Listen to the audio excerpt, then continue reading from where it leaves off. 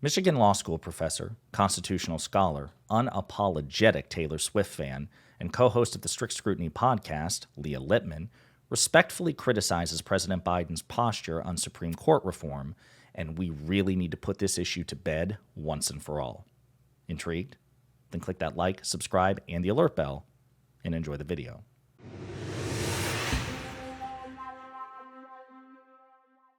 All right, folks, as you've undoubtedly heard, particularly if you watch this channel, which of course you should, as should all your friends and family and loved ones, mortal enemies. I don't particularly care. I don't mind hate watchers. We need to get this channel out there. But if you've watched this channel and if you've paid attention to the news at all, you are undoubtedly aware of the fact that the United States Supreme Court, with its progressively conservative supermajority, has made a series of controversial decisions. It's not exactly new. They did it, last year with the Dobbs decision, which overturned federal protections for a woman's right to have an abortion. And then they followed it up with certain controversial decisions. They struck down affirmative action. They struck down President Biden's student loan forgiveness program. And they also essentially elevated, and really for no reason, the right of business owners to refuse certain types of service to protected classes based on religious freedom, allegedly. So obviously, as is often the case when the Supreme Court makes a high-profile and controversial decision, the debate is, what are we going to do about it? Because again, right now there's a regressively conservative supermajority on the court. Federal law fixes the composition of the Supreme Court currently, going all the way back to 1869 to 9 justices. There are no vacancies at the moment. What are we going to do about it? Well, first, I want you to hear this clip from Leah Litman, who is the co-host of the Strict Scrutiny podcast. She's a University of Michigan Law School professor. She's a constitutional scholar. She's an outspoken and strident Taylor Swift fan, although that has no exact relevance here at the moment. But let's hear her clip because she comments on President Biden's rhetoric, his posture on the notion of Supreme Court reform, which, again, we've done videos about. This clip's about a minute long, and then we will go from there. I think President Biden has been doing a lot better on federal courts and federal judgeships than previous Democratic administrations have, both in focusing on judicial nominations as an important part of any political party's agenda, as well as in the kinds of nominees he's nominating to the federal bench. But the reality is that's not actually going to fix the problem that we find ourselves in. And I think he is doing better as far as talking about the problems that this Supreme Court is for the country, acknowledging that this is not a normal court, but words are not going to be enough because we know this court is not going to be cowed by some Democratic, political officials just saying this court is problematic. When Senator Durbin asked the Chief Justice to come before Congress to testify about the court's many ethics problems, the Chief Justice basically sent back a shrug emoji and said, "Make me." So it's not words that are going to fix the problem that this Supreme Court is.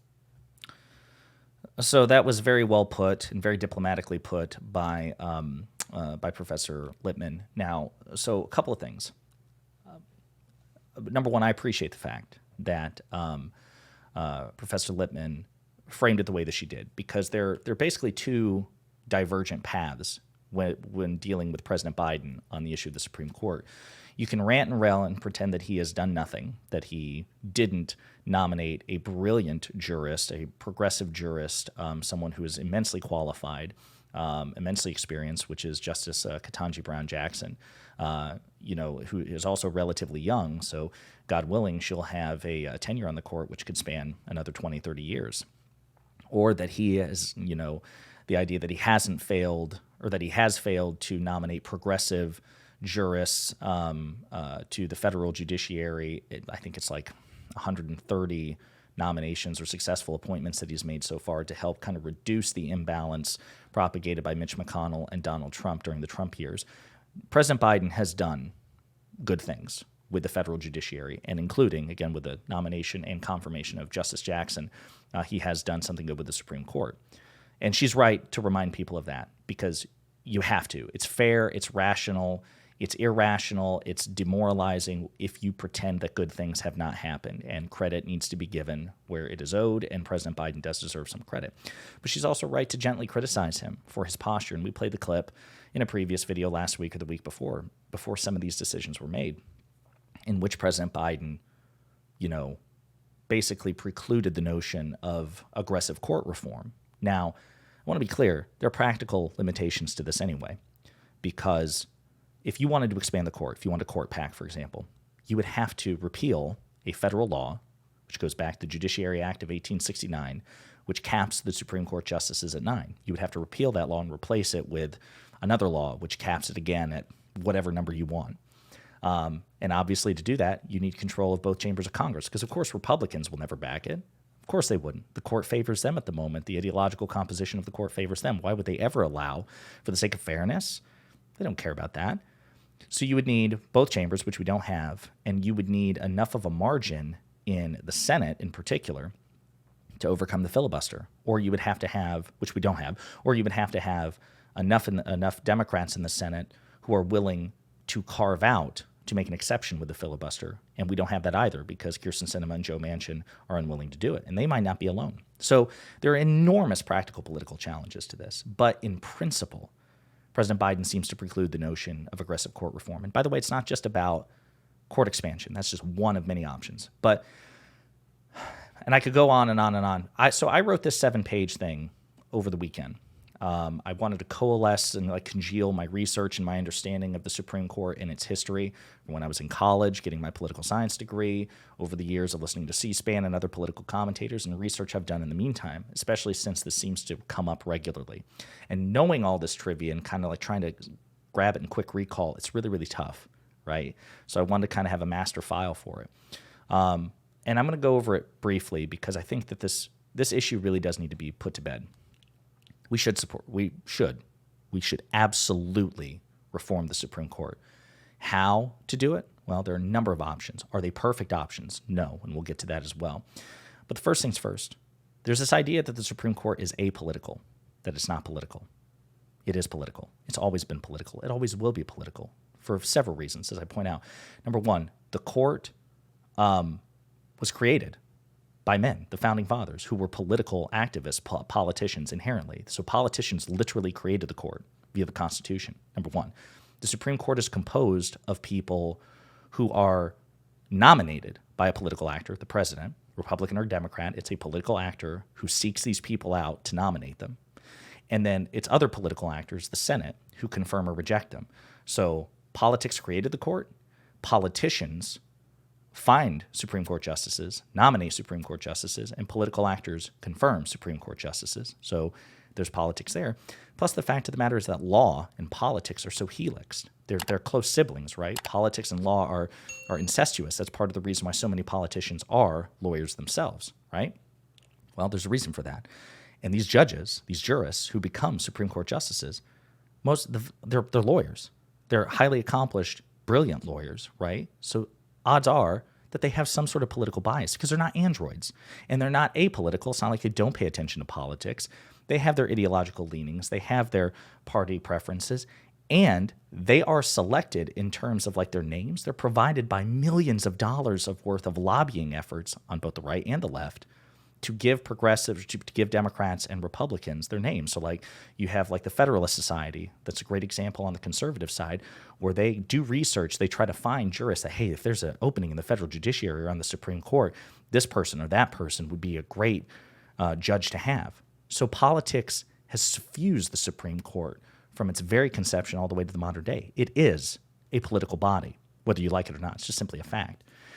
Besides which, you have notion in terms of why we should reform the court. You have notions of checks and balances and separation of powers. So when the founding fathers drafted the Constitution, in Article 1, Congress was listed first. Why is that? Because the other two branches, even though they're technically co-equal, they were never intended to be supreme. So if you're a sort of person who puts emphasis on what the founding fathers wanted, if that's really your bag, you're an originalist. Damn it, whatever Thomas Jefferson, George Washington, James Madison, Ben Franklin, hey, they had the right idea. Well, if that's the case, the Supreme Court was never intended to be the supreme branch. It was meant to be Congress, right? That's why Congress came first, because in order to execute the law, which is what the president does, or interpret the law, which is what the court does, you have to have the law written first. So the law comes first. The legislature comes first. James Madison was very clear about this in the Federalist Papers 51, where he's like, it's not possible to give the executive or the judiciary, the Supreme Court, equal self-defense against Congress as Congress has against them, because in a democratic republic, which is what the United States was supposed to be and what it is, the legislative authority is supposed to be predominant. The idea was Congress ultimately was supposed to be the strongest of the three branches. Now, that's why, for example, the veto, the presidential veto, that's a way for the president to check Congress. But that's not the end of the story. Congress can override the president's veto with a two-thirds supermajority in both chambers. But the president doesn't have a way to override their override, right? So that's just an easy example of where the president has a way to kind of push back on Congress, but in the end, Congress has the means to override even him. And even with the way the Constitution is written as it is, there are codified authorities that allow Congress to override the Supreme Court. The Supreme Court has assumed judicial review where they interpret the constitutionality of laws. Well, what that means is, they can strike down a law as unconstitutional, but Congress can technically, theoretically, amend the Constitution, and the Supreme Court can't do anything about it. And that's a check. So Congress can pass a law. The Supreme Court can strike it down as unconstitutional. That's a check that the court has on Congress. But then Congress could, again, theoretically, just change the Constitution, and the court can't do anything about it. So again, in the end, the framers clearly intended for Congress to be supreme. But in effect, we really don't have that. It's impossible. It's virtually impossible to get a constitutional amendment. You need two-thirds in both chambers of Congress, and then 3/4 of the states have to ratify it. We haven't had a constitutional amendment in 31 years. That's how rare it is. Now, technically, Congress could impeach a justice. Well, that's only happened once, and then the Senate acquitted him, and that was like back in the 1800s. There's virtually no way for Congress or the president to push back on the court. Like, it's much easier for the court to mess with the president and with Congress than vice versa. How is that okay?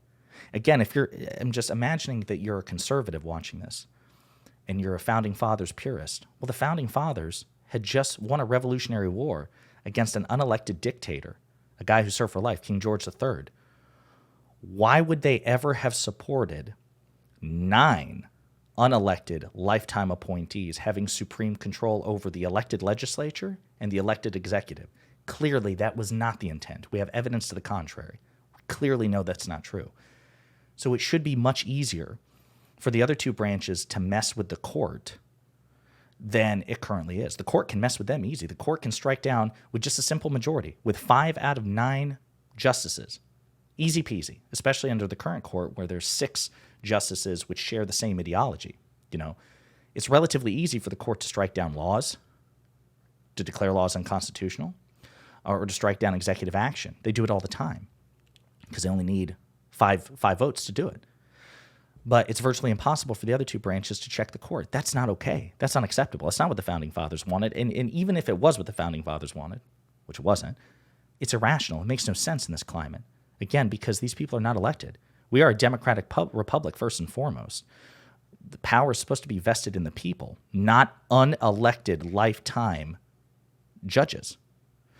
And honestly, I mean, I'm probably going to do a separate video about this because I realize now, like, we're 10 minutes into this. I could keep going. We're going to break down this document, and I might even do it in sections because it's a lot. But I mean, the court is not this divine institution. It was created by men. It's been changed by men for political reasons. The size of the court had changed multiple times, and not like late into the history of the United States. During the time of Thomas Jefferson, himself a founding father. So there's this idea that, well, the Founding Fathers didn't intend for the court to be messed with politically. That's not true. During the time of Thomas Jefferson and John Adams, founding fathers in the legislature changed the size of the court to benefit themselves politically. When John Adams lost re-election to Thomas Jefferson, John Adams' party, which controlled Congress at the time, but they were on their way out because they lost the election, they changed the size of the Supreme Court. They shrank it so Jefferson couldn't appoint more judges or justices when he took office. Then when Jefferson's party took control of Congress, they increased the size of the court again so Jefferson could do just that. And it happened multiple times, even during the time of President Lincoln, decades later. So this happened a lot. And again, there's just so much to get into, and there's so many things that we could break down how to expand the court or how to reform the court, because it's not just court expansion. If you're just, for whatever reason, predisposed to expanding the size of the court, there are other options. And there are other necessary things that need to be done.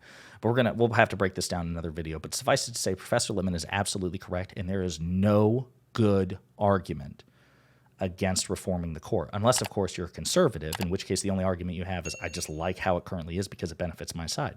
Well, fair enough, but we're entitled to that too as progressives.